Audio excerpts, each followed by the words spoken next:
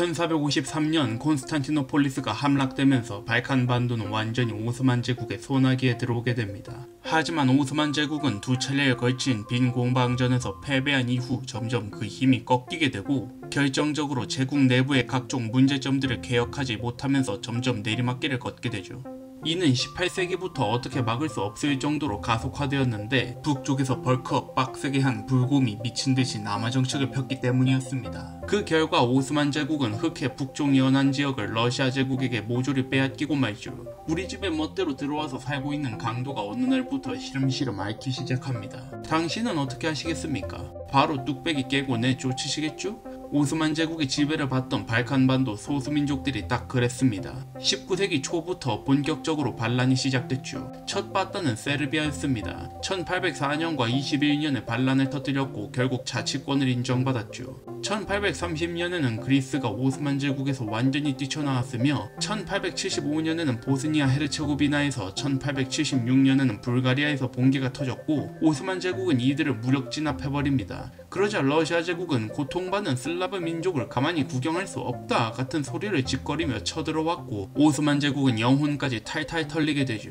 결국 오스만 제국은 이 전쟁의 결과로서 유럽 쪽 영토 대부분을 잃게 됩니다. 또한 세르비아가 완전히 독립했고 불가리아는 자치권을 인정받았죠. 근데 문제는 보스니아 헤르체고비나 지역이었습니다. 보스니아 헤르체고비나는 발칸반도의 조그마한 나라입니다. 남한 면적의 절반밖에 되지 않죠. 여타 발칸반도의 민족들이 그러했듯이 보스니아 헤르체고비나의 주민들도 오스만 제국의 지배로부터 풀려나기를 원했습니다. 하지만 현실은 그렇게 되지 못했죠. 이 지역은 오스만 제국의 주권을 인정하는 동시에 오스트리아 헝가리 제국이 실제 통치하는 것으로 조약이 맺어졌습니다. 여기서 갑자기 오스트리아가 왜 나오나 싶으시겠죠. 사건의 내막은 이러했습니다. 오스만 제국과 러시아 제국이 전쟁을 하는 동안 오스트리아 헝가리 제국이 개입하지 않는 것을 조건으로 오스만 제국과 오스트리아 헝가리 제국 사이에 맺어진 비밀조약이 있었던 것이었죠. 이건 보스니아 헤르체고비나 지방 주민들 입장에서는 어처구니가 없는 소리였습니다. 이 지방은 세르비아 계통의 민족이 대다수를 차지했고 이들은 오스트리아 헝가리 제국의 지배가 아니라 세르비아와의 통합을 기대하고 있었기 때문이었죠. 평등감도 나가고 근육강도가 들어온 세민이 열받지 않을 리가 없죠? 곧바로 전국에서 봉기가 터졌고 오스트리아 헝가리 제국은 이를 무력으로 철저히 짓밟아버립니다. 하지만 이르면 이럴수록 민족주의의 불길은 더욱 거세졌죠. 이러한 민족주의의 광풍은 세르비아라고 없지 않았습니다. 오히려 더 심했죠. 이들 또한 보스니아 헤르체고비나 지방의 주민들이 세르비아의 동족이라고 생각했고 그들과의 통합을 원했기 때문이었습니다. 이는 1903년 왕실 쿠데타라는 결과로 이어지게 되죠. 오스트리아 헝가리 제국의 유화적인 정책을 펴던 왕실에 분노한 급진주의 장교들이 쿠데타를 일으켜 국왕을 시해한 것이었습니다. 왕과 왕비의 시체를 토막내서 비료더미에 던져버렸죠. 참고로 이 쿠데타를 일으킨 집단이 나중에 다시 한번 언급될 단결 혹은 죽음, 일명 검은손입니다. 그리고 마침내 오스트리아 헝가리 제국과 세르비아 사이의 관계가 돌이킬 수 없게 되는 사건이 터집니다. 1908년 10월 4일 오스트리아 헝가리 제국이 보스니아 헤르체고비나의 완전 합병 계획을 발표한 것이었죠. 세르비아와 러시아는 즉각 반발합니다. 하지만 오스트리아 헝가리 제국은 알바임이라고 외치며 오히려 전쟁도 불사하려는 움직임을 보이죠. 오스트리아 헝가리 제국 뒤에 독일 제국이 있다는 것을 뻔히 알고 있던 러시아로서 과감한 도박을 할 수 없는 상황이었습니다. 결국 러시아가 뒤로 한 발자국 빼게 되면서 보스니아 헤르체고비나는 오스트리아 헝가리 제국이 완전히 지배하게 되죠.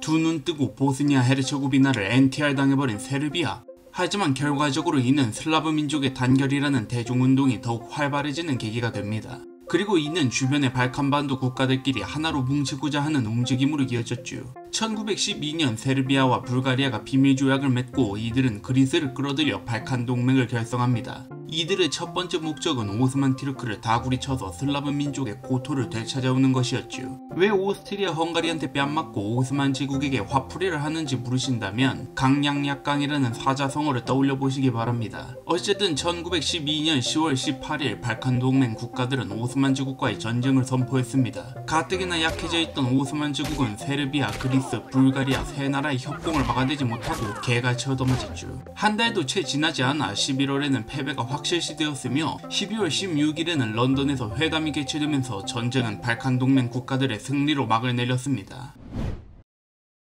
하지만 문제가 있었습니다. 보다 근본적으로 좁디 좁은 발칸반도에 너무 많은 국가가 얽혀 살고 있다는 것이었죠. 발칸 전쟁 자체는 끝났으나 승자 간 영토 분할에 관해서는 세 나라 모두 만족하지 못했습니다. 전쟁 전 세르비아와 불가리아는 북부 마케도니아를 양국이 절반으로 분할하고 알바니아는 세르비아가 가져가는 것으로 합의했는데, 세르비아가 알바니아를 통해 아드리아해로 진출하는 것을 괘씸하게 여긴 오스트리아 헝가리 제국의 압력으로 세르비아는 알바니아를 도로 뱉어내야 했죠.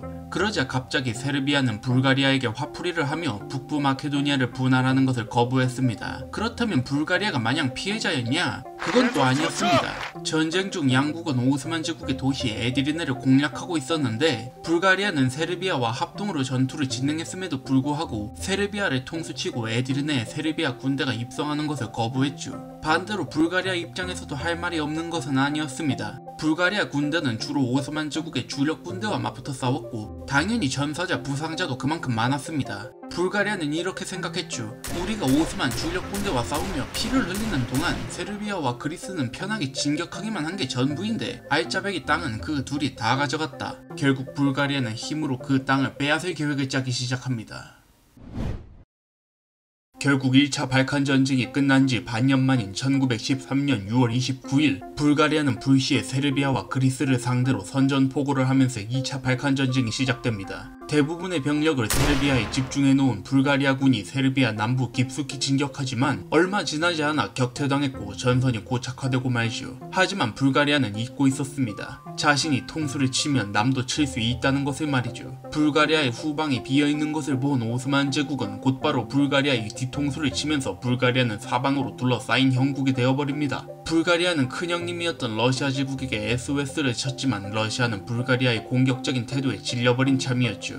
애초에 세르비아와 그리스도 러시아의 동맹이었는데 이들을 먼저 통수친 건 불가리아였으니까요. 결국 러시아의 방관 속에서 불가리아는 항복하고 맙니다. 결과적으로 불가리아는 오스만 제국으로부터 애써 빼앗은 영토 중 일부를 제외한 대부분을 도로 돌려줘야 했음은 물론 세르비아, 그리스에게까지도 영토를 빼앗기고 말지요. 또한 발칸 동맹 역시 개박살 났으면 당연했습니다. 땅 안 줬다고 통수치는 놈들을 무슨 의리로 믿고 살겠습니까? 이로써 발칸 동맹을 통해 오스트리아 헝가리 제국을 견제하려던 러시아 제국의 전략은 무너져 내렸고, 이는 러시아가 발칸 반도 지역의 외교에서 세르비아에게 더욱 의존하는 결과를 낳게 됩니다.